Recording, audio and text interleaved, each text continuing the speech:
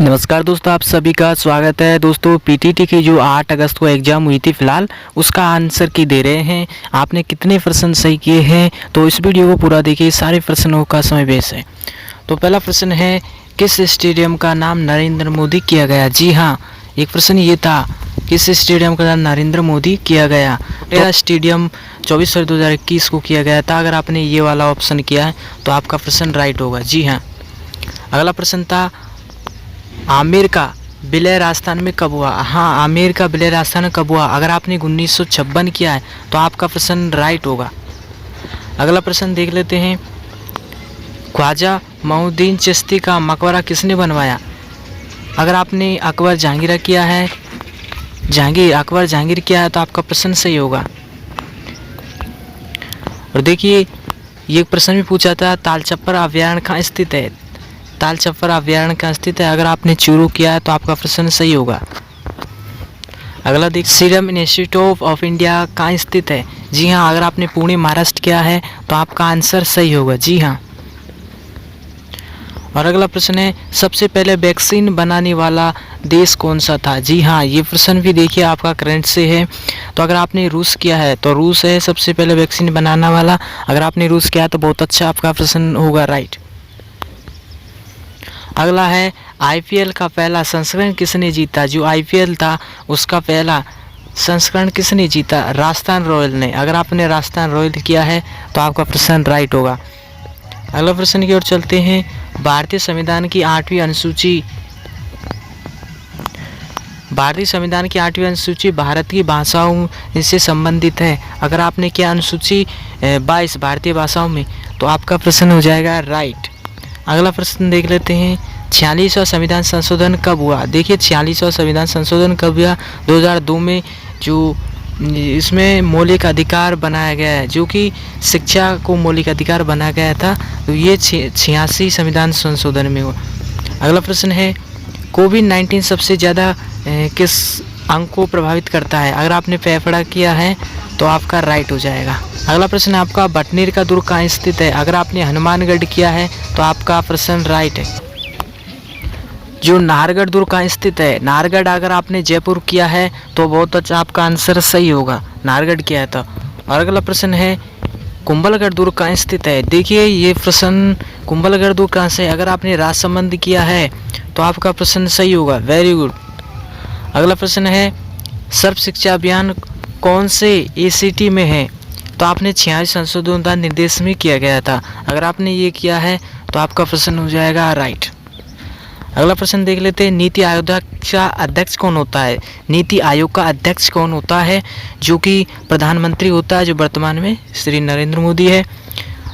और अगला प्रश्न है, कासा किसका मिश्रण है? कासा, जो कासा होता है तांबा और टीन का मिश्रण होता है। अगर आपने ये तांबा टीन किया है तो आपका प्रश्न राइट होगा। अगले देख लेते हैं, दीपक चहर का संबंध किस खेल से है? दीपक चहर का खेल किस संबंध से? अगर आपने क्रिकेट किया है तो आपका प्रश्न सही है। और तिलवाड़ा पशु मेला कहाँ लगता है? तिलवाड़ा पशु मेला कहाँ लगता है?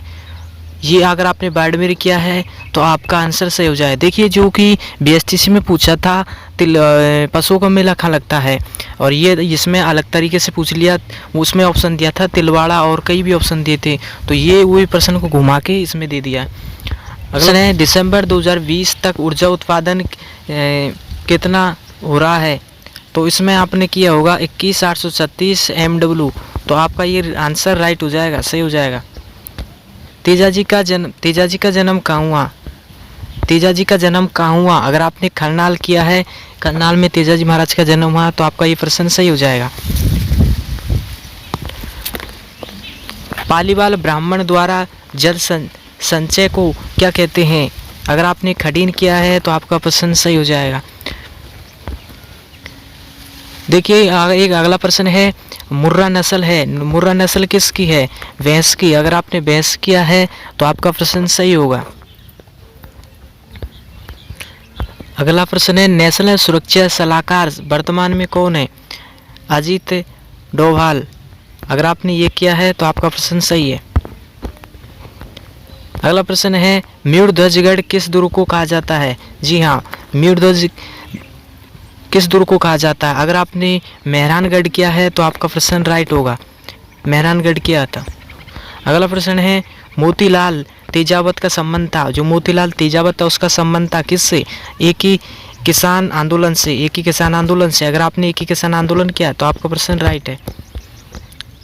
अगला है अमृता देवी मृगवन स्थित है, कहाँ है अमृता देवी? जो कि खेजरली गांव में है। अगर ये क्या है खेजरली तो वेरी गुड, आपका सही प्रश्न होगा।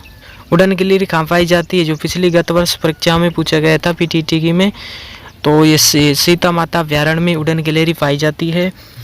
और देखिए राजस्थान का राज्य पुष्प क्या है? अगर आपने रोइडा किया है ना, इजी सा प्रश्न है तो बहुत अच्छी बात है, सही होगा आपका। पिछोला झील कहाँ स्थित है? देखिए कितने आसान आसान सवाल आए हैं, है ना। तो उदयपुर में है, अगर आपने उदयपुर किया तो राइट होगा। देखिए ये भी आसान प्रश्न है, राजस्थान गुरु शिखर चोटी ऊंचाई कितनी है? तो अगर आपने 1722 मीटर किया तो वेरी गुड, आपका सही आंसर होगा। देखिए बहुत आसान प्रश्न है। और देखिए हल्दी घाटी का युद्ध किस पर लड़ा गया? ये देखिए कितना, ये भी आसान प्रश्न है। तो आपने 1576 ही किया होगा, मुझे पता है, आप हमेशा पढ़ते आ रहे हो तीसरी चौथी क्लास से। और अगला प्रश्न है राजस्थान में तिमणिया नामक आभूषण कहाँ पहना जाता है? जो तिमणिया होता है, तिमणिया गले में पहना जाता है। अगला प्रश्न है कृष्ण मृग कहाँ पाए जाते हैं? कृष्ण मृग कहाँ पाए जाते हैं?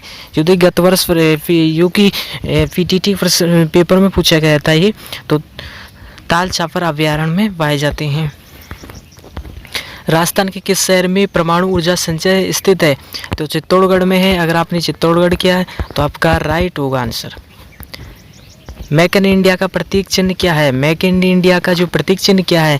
ये तो आपने राइट ही किया होगा, सिंह है, सिंह। और दोस्तों अगले प्रश्न जल्दी हम अपलोड कर देंगे, और हमारे चैनल पर नए आए हैं तो ज़रूर सब्सक्राइब करें। आपको पीटीटी से संबंधित हर नोटिफिकेशन आप तक पहुंचती रहेगी सबसे पहले। मिलते हैं अगली बार, जय हिंद।